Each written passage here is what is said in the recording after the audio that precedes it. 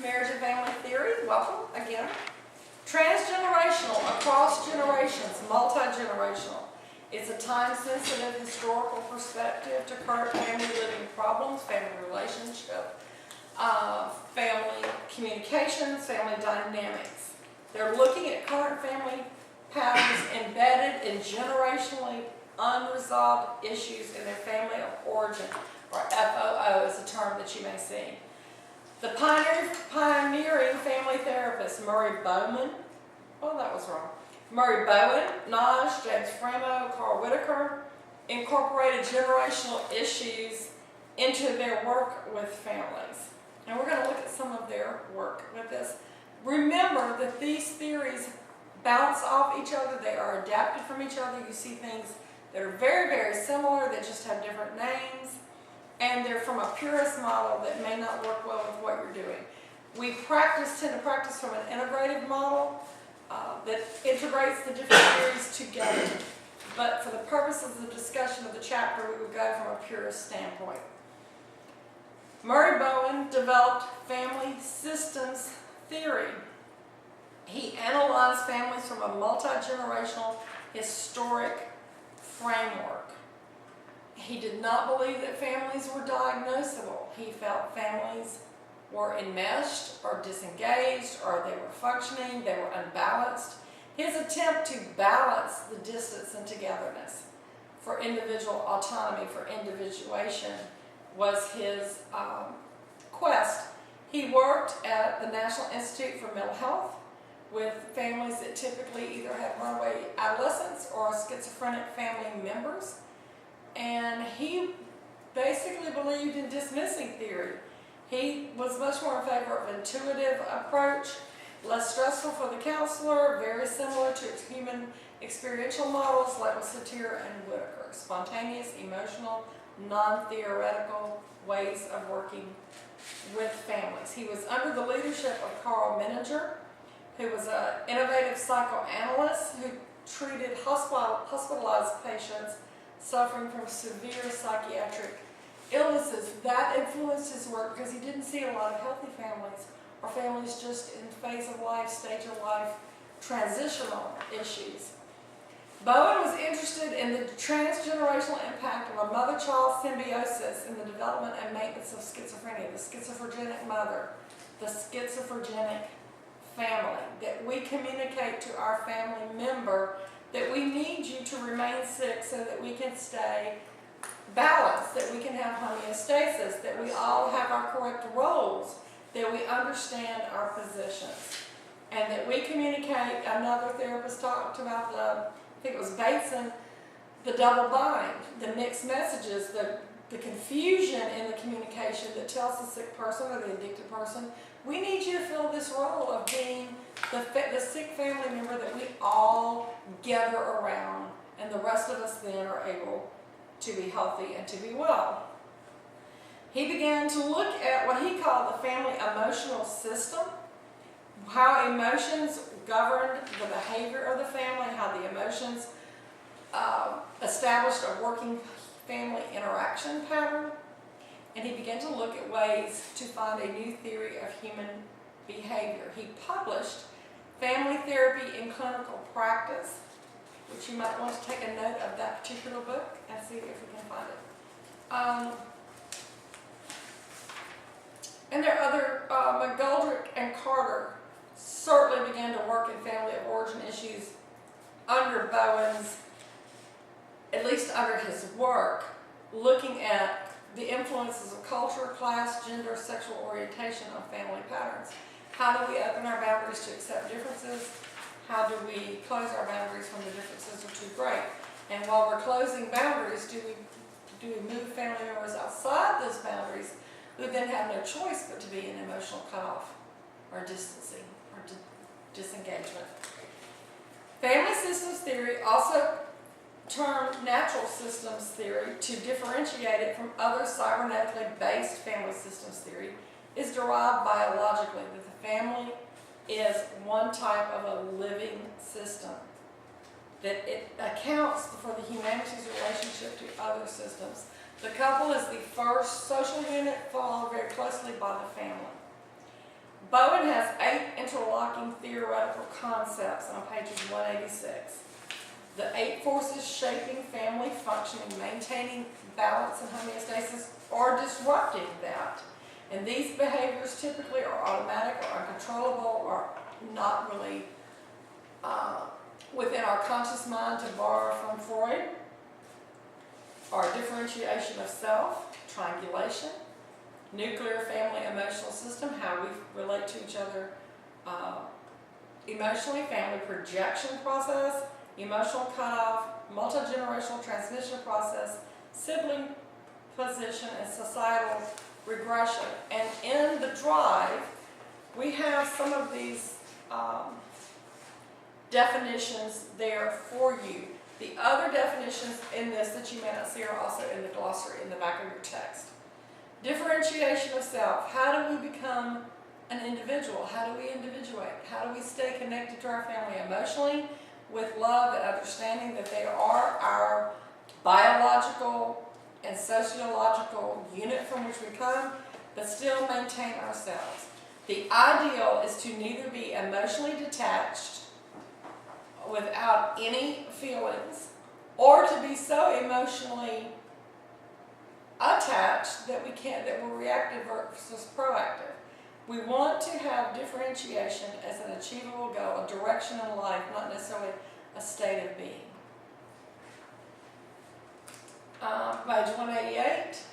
Individuals with the greatest fusion between their thoughts and feelings function the most poorly. Your reaction is my reaction. If you're angry, I'm angry. If you're sad, I'm sad. Highly fused people become emotionally stuck. And families that are highly fused become stuck around these same generational patterns. And they transmit those patterns down to their children and their grandchildren as they go along.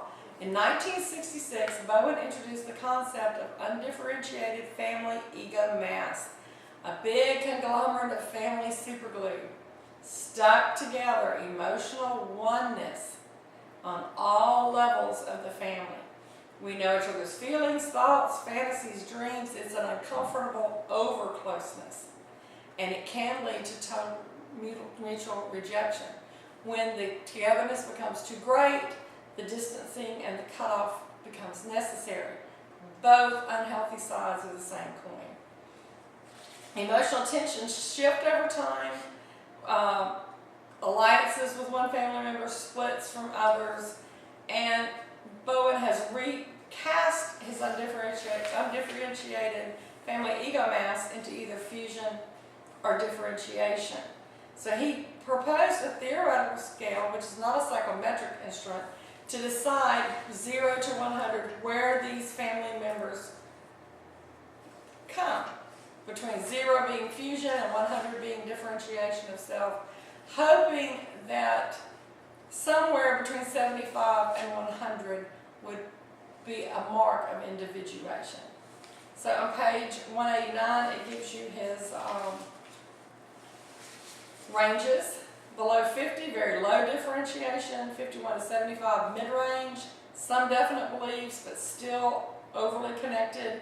76 to 100, high differentiation with a clear, solid sense of self. And the basic self, the real self, not the pseudo-self, in which we are chameleons with other people's thoughts, beliefs, emotions, reactions. Triangles. The basic building block in a family's emotional or relational system, according to Bowen, is the triangle. If anxiety is low, a two-person, a dyad, might work very well together. When anxiety or trouble hits, they will find a vulnerable third party, one or both partners, and triangulate. You see this with parents who are undergoing marital difficulties, who triangulate against a child. The child becomes scapegoated. The child becomes the problem. Or between an older family member who is moving in or needing extra care. So the higher degree of family fusion, the more intense and insistent and long-lasting the triangulation will be. The least well-differentiated person, the person who has the least sense of self, solid self, is the most vulnerable person, the person who will be triangulated against. It's really a form of bullying. And it doesn't always reduce tension. Sometimes it creates a great deal more tension. Kerr and Bowen in 88, said there are 4 possible outcomes. A stable twosome can be destabilized by the addition of the birth of a child. A stable twosome can be destabilized by the removal of a child, like when a child moves home. They can be stabilized by a birth. They can be stabilized by a child leaving. So it just depends on how the family is able to function as to whether the inclusion or exclusion of a third, more vulnerable party will stabilize or destabilize the family. Either way, it's terribly unfair to the vulnerable party who's being triangulated against.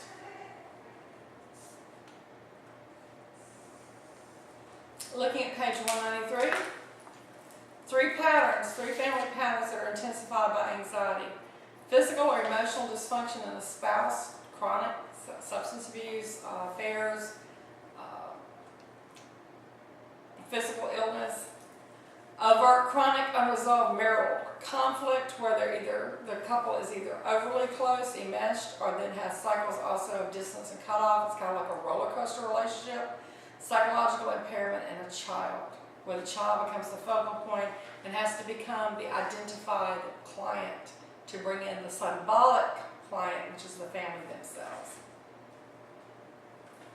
One child is always usually more vulnerable to fusion than the others, and that is the child that is scapegoated and pulled in to the triangulation of the parental conflict. The nuclear family emotional system is a multi-generational concept that we repeat the same patterns and themes, healthy or unhealthy, that we have learned that have been handed down to us throughout generations. The family projection process, looking on page 194, has to do with birth order, how we transmit our own low levels of differentiation and anxiety onto the most susceptible child. In many cases, this child is physically, mentally handicapped, or psychologically unprotected in some way. Quite often, it's the child that's born latest into that family system. Older children tend to have the ability to individuate easier than a child who's lived in the family dysfunction for the longest time. And the family triangulates around and stabilizes around the disturbed member, perpetuates a family triangle. That person will be less able to function autonomously, but keeps the family stabilized and balanced. Extremely unhealthy for the family as well as for the child. The emotional cutoff. I need freedom. My family is causing too many difficulties, too many troubling relationships, so I cut off. And by cutting off, I deny to myself many unresolved conflicts, or who I am at my basic core. This can become unbearable, and it's still unhealthy. Looking at the multi-generational process, the severe dysfunction is conceptualized in degrees of differentiation transmitted over several generations. How do we become this way? How do we become family members who have substance issues, who have affairs, who have a high rate of divorce, who have a high rate of children who run away from home, a high rate of severe mental illness? And how does this work? High rate of domestic violence. How do we keep marrying the same people over and over, generation after generation? He looks at sibling position, and he has a very complicated process that is gender-based. An easier model would be Adlerian's family birth order, but this was Bowen's, and he was not able to really establish and maintain this. His final concept, societal regression, looks at the family as a microcosm for society as a whole. Under chronic stress, does the society cut off from different members? Does it become more stabilized? Does it become enmeshed and fused?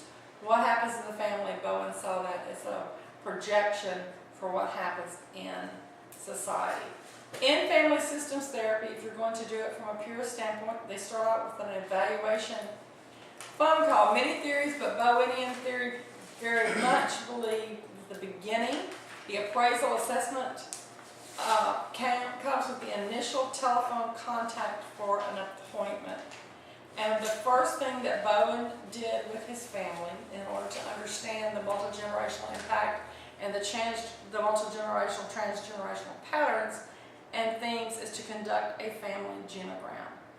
And if you'll look at figure 8.3 on page 200 and moving over to 8.4, which is a genogram of a 3-generation family, they give you a sample. Many Bowenian therapists will do a genogram hoping to see, not only understand patterns for themselves, but hoping for insight from the family as a whole. And we have some of these symbols in the drive. Then the family establishes goals. What does the family see the problem as? What does the family want to see happen? Kurz explained that a theoretical system that thinks in terms of family with a therapeutic work method that moves toward the improvement of the family system, regardless of how many people are in the session or how many sessions it takes to get there. The therapist becomes a coach. It is a detached/involved position, joining the family very much like Mnuchin did in structural, coaching the family to understand, to gain insight, to identify old dysfunctional patterns, to find ways to integrate new, more functional patterns. It's very controlled, it's very cerebral. It counts on the fact that you will have clients who are cognitively able to see and understand things and patterns and then be able to turn around and change that. James Framo, his theory, which is immersed in transgenerational models, is family of origin. Nod believes in relational ethics and the family ledger. His theory is called contextual therapy, that relational ethics, how do we balance fairness among members of the family? How do we take the welfare of each member into consideration as well as the family as a whole? And he believed that family members keep ledgers. What has happened to me? What has gone wrong for me? What do you owe me? What is a list of rights and wrongs, and what do we need to do to gain an even ledger, to balance the ledger? That's very true. I think about a couple of references when she's doing her couples in conflict training. She talks about the couple who's the wife of which is still angry about a house that they moved into 50 years ago. Right. Yes. You did me wrong, and you're going to pay. And you're going to pay and pay and pay. He looked at invisible loyalties, where children unconsciously take on responsibilities to aid their parents. It's very similar to the parentified child with Adlerian. Legacies, debts, and entitlements. Legacies, what did you leave me with? What heritage did you, this is what you gave me. I'm the way I am because this is who you made me to be. These are the things that you owe me, and these are the things I'm entitled to. You see examples of this where children are mistreated physically or sexually or emotionally, and they stay at home and they're supported by their families as an adult because you owe me. Knowledge looked at therapeutic goals. What would it take for us to be more functional? And the ethical connection. At least Bowen's view and Framo's view was to identify what went wrong and how to fix it. Knowledge comes in with a different overlay and said, yes, but we must be fair and ethical to each member. We must understand that we have a responsibility of loyalty to each member with contextual therapy. And the past has a bearing on present day functioning for all members. Obligations, themes, and patterns are rooted in past generations. Unsettled accounts must be balanced. So it's a very interesting therapy from which to explore, and I hope you that the terms and the genogram will help you as you construct your own genogram for the assignment. Thank you so much.